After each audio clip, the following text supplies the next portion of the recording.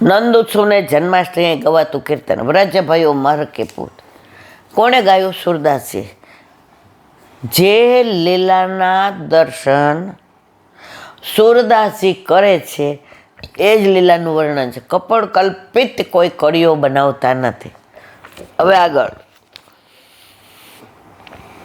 એક ધાય નંદ જુપે જાય પુની પુની પાય પરે. એક આપુ હિમાજ હસી હસી અંક ભરે. એક દધે રોચન અરુદુબ સબન કે શીસ ધરે. એક આંબર સબહી ઉતારી દેત નિશંક ખરે.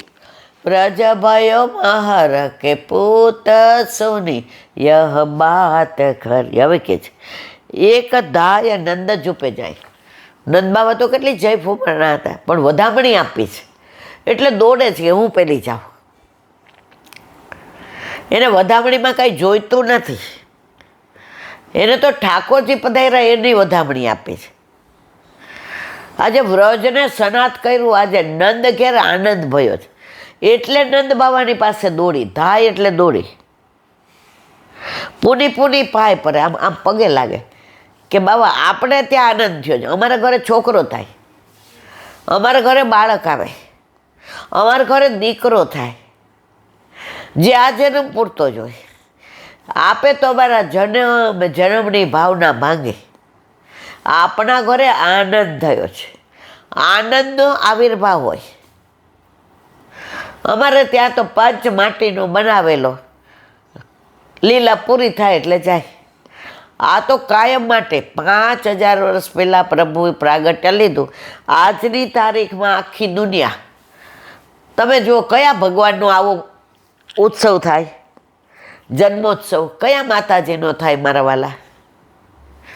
ગમે ધર્મમાં માનતા હોય, નંદ ઉત્સવમાં એને આવવાનું મન થાય ને થાય જ. એક જગ્યાએ કથા હાલતી હતી તો નંદ ઉત્સવની શરૂઆત થઈ.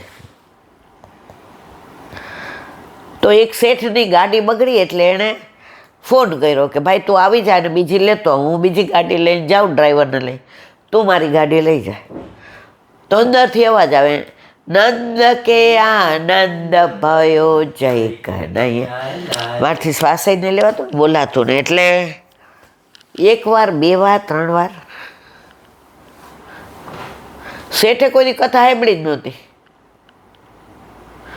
શેઠાણીજી કઈ થાક્યા હતા. એ કે આજે ગાડી આવશે, વાર છે, લાવ જો તો ખરો. હા, આનંદ ક્યાં છે? નંદ ઘેર આનંદ ભયો. એ કે દીકરો થાય, દીકરી આવે.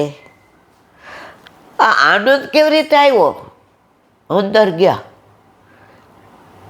પુરુષો ને સ્ત્રીઓને કોઈને દેહનું ભાન નહીં ને માખણ ને મિશ્રી ને ગોરસ ઉડે ને સૂકા મેવા ઉડે ને બધા લૂંટાવાવાળા હતા, લેવાવાળા કોઈ નહોતું. શેઠામ ફાટી આંખે જોઈ રહ્યા. હવે ઓલાનો મોબાઈલમાં ફોન આવે, હું આવી ગયો છું, હું આવી ગયો, ચાવી લાવો. અહીંયા ક્યાં શેઠને ભાન હતું? દેહાનું ભૂલી અંદર વયા ગયા. નંદ કે આનંદ ભયો જય કનૈયા લાલ કે. નંદ કે આનંદ ભયો જય કનૈયા લાલ. એટલે શેઠ તો એવા કીચ ભરાઈ ગયો, એવું માખણ મિશ્રીને ઓળખાય એવા ન રહ્યા. હવે નંદ ઉત્સવ બધાએ કીધું કે હવે પૂરો થયો, બધાએ પોતપોતાનું સ્થાન ગ્રહણ કરી લ્યો. શેઠ નાચે જ રાખ, આંખો બંધ, કોઈ દેહાનું ભાન નહીં. જે ઓળખી ગયા, ઓહો, એણે કીધું અહીં ઉપર લાવો, એના ઉપર હું જળ છાંટું. જળ છાંટ્યું. મંજાભાઈ શેઠ અહીંયા વાત કરી, જે મને બહાર શું વાંકા લાવ્યા. બહાર ઊભો ત્યારે એવું થતું હતું આનંદ કેવો હશે, ક્યાંથી પ્રગટ થયો હશે. એ આનંદને બધા કેવી રીતે નિહાળતા હશે? જોવા પરીક્ષા કરવા આવ્યો હતો અને દેહાનું ભાલ ભૂલી ગયો, અને મેં જે જોયું આનંદનું વર્ણન ન થઈ શકે. આનંદ મહેસૂસ કરી શકાય, આનંદને માણી શકાય, આનંદને જાણી શકાય, આનંદનું વર્ણન ન થઈ શકે. મહારાજ, અહીંયા કથાને વિરામ આપો એટલે કાલથી આપણા ઘરે આવી જવાનું છે. અને જ્યાં સુધી હું જીવું છું, જ્યારે તમને કથા કરવાનું મન થાય તો આપણા ઘરે કરવાની, બીજે ક્યાંય નહીં. હું હવે માંડ કાંઠે આવ્યો છું. સંસારમાં છબછબિયા કરતો હતો એટલે નહોતો પેલે પાર કે નહોતો આ પાર. શેઠાડી કહીને જીભના કુચ્ચા વળી ગયા, પણ ન અમારા ઘરે બિરાજતા અમારા ઠાકોરજીના દર્શન કર્યા કે ન શેઠાણી ભેગો ક્યારેય ભાગવત સાંભળવા ગયો. તો આ નંદ આવો છે, નંદલાલ,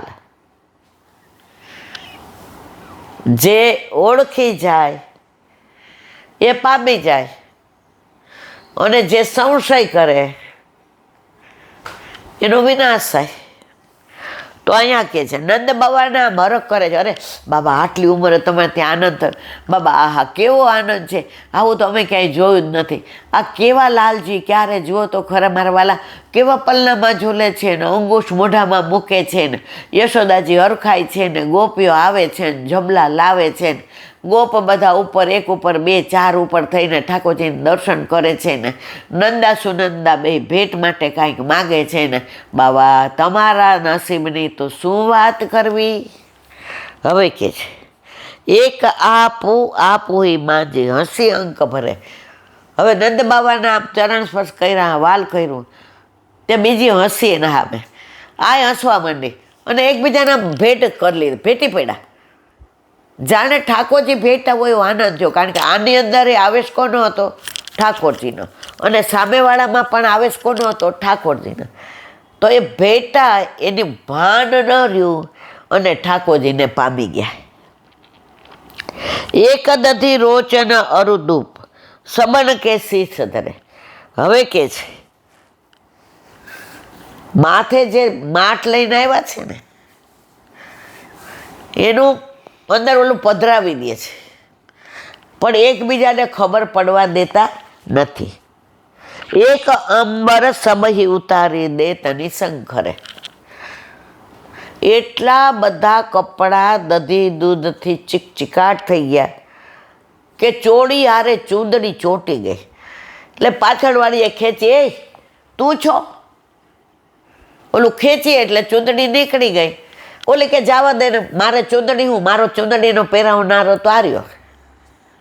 આવું આવું કાનજી મારે મંદિરીએ, જો તમારી વાટડી, મેં તો ઓઢી ઓછા મળ્યા, પ્રેમે તમારી કાટડી એટલે ચૂંદડી. તો કહે છે ઉતારી દે નિશંક ખરે, કોઈ સંશય થતો નથી.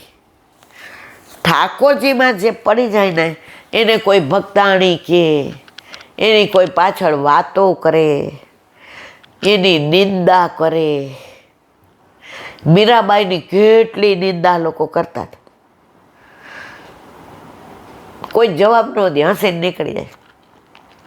એકવાર એની બેનપણી આવી, એ કે આજ તો જેટલા રસ્તા મળે ને બધાને પાડ દો. આખો દી મીરાની પાછળ પડ્યા છે. મીરા ભગવત ભક્તિ સિવાય કરે જ શું? એને રસ છે બીજો? એના કપડાં જુઓ, એનો એકતારો જુઓ. એ ભગવત મંડળીમાં બેસે છે. નીકળ્યા એટલે ચોક ઉપર આવ્યા, ત્યાં છોકરા ઉડાડવા માંડ્યા. ભક્તાળી નીકળી, આવી રાજરાણી હોય, બીજા ચોકે આવ્યા. મીરાને નાચતા સિવાય આવડે છો? ત્રીજા એમ કહેતા 3-4 ચોક ગયા ને એટલે મીરાને કીધું, એ આને જવાબ દે. મીરાએ હાથ પકડો, હાલ. ઓલી કે ઊભી રહે મીરા, હું જવાબ દઉં. મીરા એક વાક્ય કીધું, સાંભળ, હું રોજ આ બધા ચોક વટાવું ને રોજ લોકોના સંશયને દૂર કરું, એટલો સમય મારો બગડે કે ના બગડે?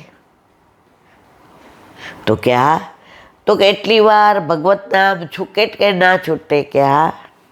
એટલી વાર હું વિમુખ થાવ કે ના થાવ? તો કે હા. તો શું કામ હું કોઈની ગાળોના જવાબ આપું? ઓલી બે હાથ જોડે લીધા, મીરા તારી ભક્તિને દંડવત છે. તો કોઈ નિંદો કોઈ વંદો, જે કરવો એ કરો. એક વર્યો શ્રી ગોપીજન વલ્લભ, દૂજો ના કોઈ. આજે એક બેને મોકલાવી દીધું પુસ્તક ભક્તિ પોષણ, દયારામભાઈનું, જે ડભોઈના હતા. હવે આ કીર્તન પૂરું થાય એટલે આપણે ચાલુ કરીએ, બરાબર? બોલો વલ્લભાધીશ. હરિરાય વાંગ મુક્તા સેવા વિધિ. સેવા વિધિ સમગ્રોપી કર્મેણે વિલિગૃહ્યતે પ્રકારોત્તમતઃ પૂર્વ પૂતો સેવા વિધિયતે. ગુજરાતી. સમગ્ર સેવા વિધિ પણ અનુક્રમે લખવામાં આવે છે. સેવાને અંગે જે જે કાંઈ કરવાનું છે તે સર્વ લખાય છે. પહેલાં ઉત્તમ પ્રકારે મૂર્તિની સેવા કરવા સંબંધમાં કહેવામાં આવે છે. ભગવત સ્વરૂપની ઉત્તમ પ્રકારની સેવા કરવી જોઈએ. એ તાર શરૂઆતમાં આપણને ભાવનું હોય એટલે મૂર્તિની રીપે કરતા હોય, પછી ભાવ એ તો વધે, પછી કોઈ ન કહે તો એ ઉત્તમ પ્રકારની થાય. આપણા ઘરે ઠાકોરજી આવ્યો ત્યારે આપણે ક્રિયા કરતા હતા. 6:20 જગાડવાના, 7:15 અનુસર કરી જ દેવાનું, બસ. ઘડિયાળના કાંટે પ્રભુને પ્રેમ કરતા હતા. પ્રભુ કે આ તો વાગે છે હારા કાંટા, એણે વ્યવસ્થા કરી લીધી. પ્રભુમાં એટલું સામર્થ્ય છે. એક બેન કે મારા ઘરે કોઈ બધા જુદા જુદા માનવા વાળા, તોય મેં ઠાકોરજી પુષ્ટ કરાવ્યા. એટલે અમારે ઈલાબેન 2 રૂમ રસોડું, તો મારા ઠાકોરજીના જાપીજીમાં હું રાખું. એટલે મારા સાસુ એ કહે કે જાપીજીની બાજુમાં, એટલે મેં કીધું બા તમારું મંદિર છે ને એમાં રાખો. ના ના, તાર કાનુડાની બાજુમાં હોય બેન ગમે ને. અલા ભાઈ, નથી ગમાડવું. પ્રભુ કેવી વ્યવસ્થા કરે છે એનો દાખલો. હવે મારા સાસુને ગામડે જવાનું થયું, જમીન વેચવાની હતી થોડી, અને નળનું નામ ને બધું નંખાવાનું હતું. એટલે મારા સાસુએ કીધું કે નીમુ, હું ગામડે જાઉં 6-8 મહિના થાય, તું મારા ઠાકોરજી, અરે તું મારા માતાજીને સહી કે નામ આવું નહીં કરી શકો. નહોતા પૂછતા આવ્યા ત્યારે કરતી હતી. હવે હું તો કે તું ભેગી લઈ જાય તો અમે કેમ ન લઈ જાય? હવે કોઈ દી તમે જોયું માતાજી કોઈ ભેગા લઈ જાય? આ દેખાદેખીની વાત કરવી છે મારે. પછી કહેલા બેન એણે તો મોટો સાલ્લો લીધો રેસભાઈને, અંદર વેડો ટાને, આપણે ચાપીજી હાથમાં લઈને એમ લીધા. એ કે હું ગામડે જાઉં છું, અમે અમારી સેવા કરીએ ને. અગરબત્તી મારા વરને કે લઈ આવો, ધૂપ લઈ આવો, દીપ લઈ આવો, બધું લઈ ગયા. પછી કે 15 દી પછી ફોન આવ્યો. એ કે અહીં તો કેટલા દી રોકાવાનું કાંઈ ખબર નહીં. વહુને પૂછે ને, અન્નકૂટ આવે છે તો અમારા માતાજીને ધરાવાય. ઓલી કે તમારા માતાજીને મને ખબર ન પડે, અમારા ઠાકોરજીને ધરાવાય. પછી તો બધા એને બોલ બોલ કરે. હવે આને સવારે આટલું બધું સ્વરૂપ, હવે પહેલાં એ કાંઈ સ્નાન કરાવવાનું કે એવું કાંઈ નહોતા. આનું જોઈને એને થતું હું કરું. હવે થાકવા માંડ્યા, મારી જેવા ઉંમરના હોય તો. અઠવાડિયા પછી ખાલી દીવો ધૂપ. પછી તો કે વહુને ફોન કર્યો. એ કે બેટા મારાથી થતું નથી તો તાર ગુરુદેવને પૂછ ને, આ માતાજી ક્યાં પધરાવું? વહુ કે ભલું થયું, ભાગી જજા. નિરાતે બસ સુસરી ગોપાળ. જો પ્રભુ પધાર્યા તો આખો રૂમની પોતાની વ્યવસ્થા કરી લીધી. એટલે કે આપણે ત્યાં ગામમાં નદી ત્યાં પધરાવી દીધા. પછી કે મને દોષ નહીં લાગે ને, કે બા તમે તો કીધું તું. 3-4 મહિના થયા, કામ પતી ગયું એટલે આવ્યા. એ કે હું ત્યાં ઠાકોરજીની સેવા. એ કે ના, બ્રહ્મ સંબંધ વિના ન કરાય. એ કે અપાવડાવી દે ને. સાસુ સસરાએ બીજે બે લીધું. હવે કિલાબેન સખડી ધરાવીએ ને તો હું અમારો રૂમ ઓલું પેન્ટ હાઉસ છે એટલે ઉપર છે, એટલે ઠાકોરજી ત્યાં, રસોઈ નીચે થાય. હવે એ તો ભારે સરે જ કે તમારે જેમ. હવે એ તો એકવાર ચડે પછી તો અમે બેલ રાખી છે, એટલે બેલ એ મારે તોય હું નીચે હું કહું, હું મારું તો એ કહે. હવે કે છે આપણે આઠે એમની સેવા કરીએ. જે માતાજીમાં માનતા હતા એ હવે તો ઠાકોરજી પધારે પછી પોતાની વ્યવસ્થા કરે છે, કરે જ. એમાં કોઈ શંકા નહીં. શાન બોલો વલ્લભ.